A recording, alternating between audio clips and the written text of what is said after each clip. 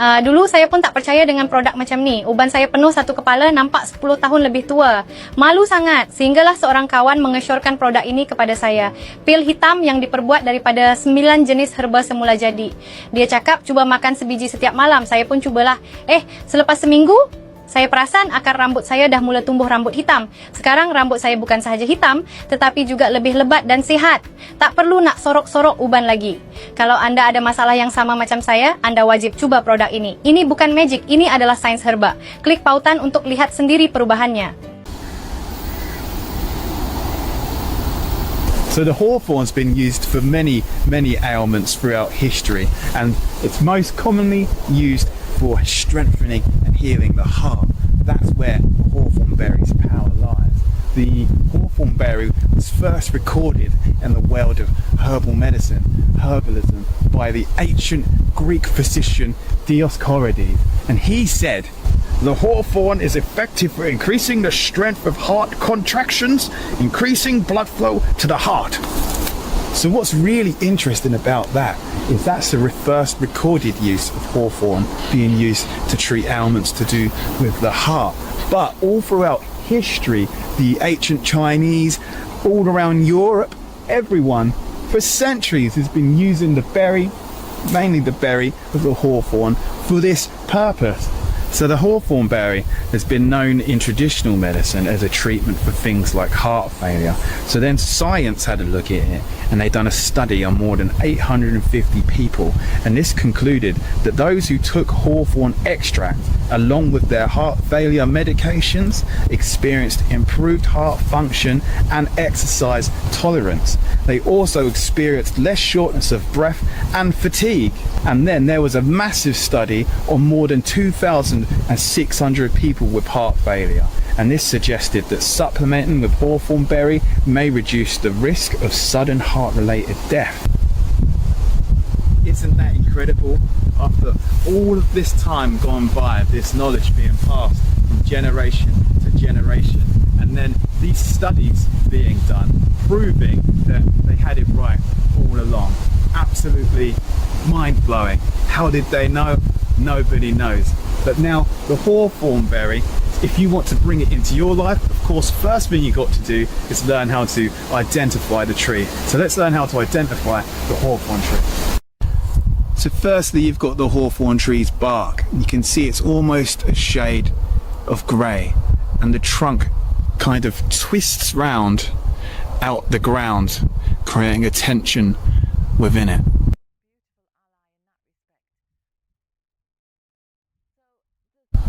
Then of course you've got these big thorns, giving it the name the hawthorn tree.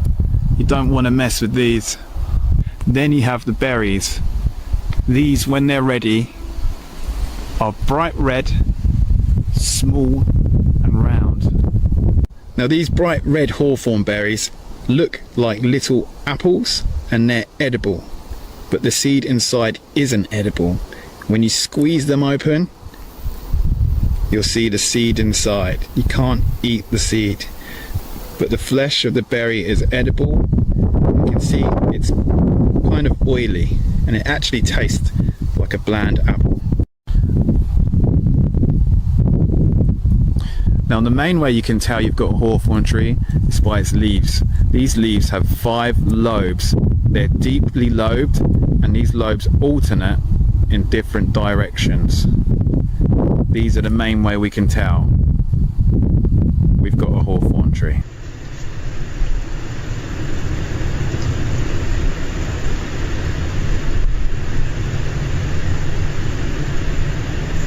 So the humble hawthorn tree is pretty simple to identify, but just so you're confident and I'm confident, let's compare it to a tree that you don't want to accidentally mistake for the hawthorn tree, and that's the poisonous yew tree.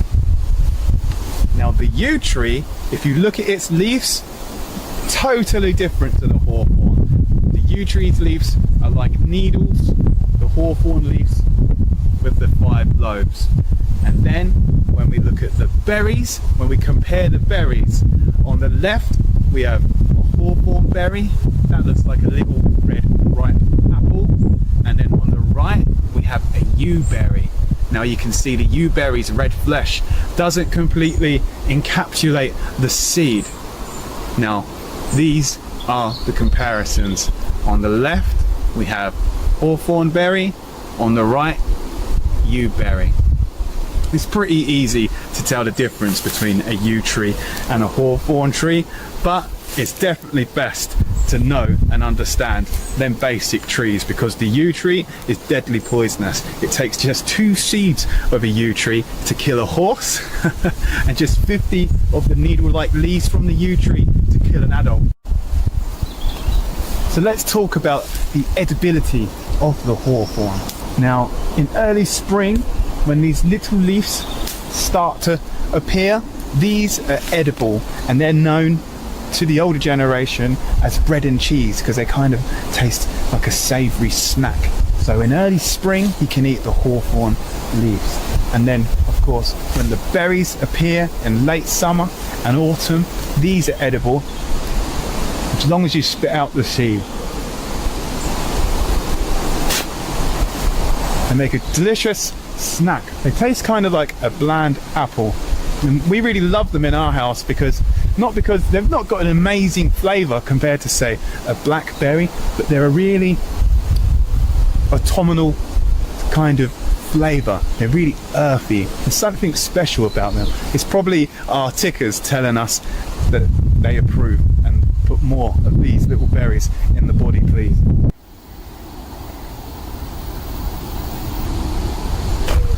Now there's lots of recipes you can make with hawthorn berries, and there's lots of reasons why you should. For one, they're a powerhouse in polyphenols. These are an antioxidants that you can find in plants. And secondly, it's just a really good fun recipe to get out with your friends and family, and you can create it together. It's a bit of work, the hawthorn berry recipes. It's not as simple as a little boil. There's a bit of hand labour going on, but the end result is a much more unique recipe. Now, one of the most popular recipes of hawthorn is hawthorn ketchup. With a little bit of medium through a sieve, sugar, vinegar, you can create your own ketchup alternative. And this is rich in all them antioxidant properties. And it tastes surprisingly like ketchup. I'm a bit of a ketchup snob personally. I love ketchup. I have ketchup on nearly everything, and this gets the thumbs up from me. And secondly, what we'll show you how to make today is Stelly's new recipe, hawthorn honey. This is the hawthorn berry infused with actual honey, so it can last all throughout the year, and we can use it in teas or even a cheeky honey sandwich, and that brings all that good heart strengthening goodness into our body in a nice sweet treat kind of way. And then of course you've got the traditional hawthorn tea, where you simply dry out the berries. These are berries from last year. You simply dry these out and you can make yourself hawthorn tea for the rest of the year. And that's probably the most practical way of using hawthorn berries if you want to use them for their medicinal goodness. Now before we head home, Stelly shows us how to make some hawthorn honey. I thought I'd share some hawthorn folklore with you. It's been believed for a long time in folklore that cutting down a hawthorn tree is extremely bad luck. And do you know why? Because it's said that the fairies are the guardians of the hawthorn tree, and they actually live underneath hawthorn trees. And if you did cut one down, then they would seek revenge on you, and soon you would perish. So that literally means the fairies, if you cut down a hawthorn tree, will hunt you down and kill you.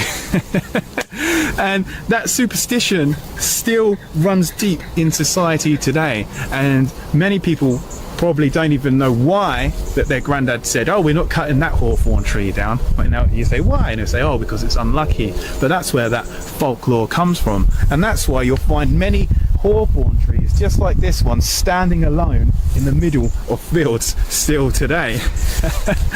Now these fairies, although they're extremely protective over the hawthorn tree, it's completely fine if you want to come and collect some berries, leaves or blossoms from the hawthorn tree, as long as you're well mannered and polite. And it's said that if you happen to be a bride, then the fairies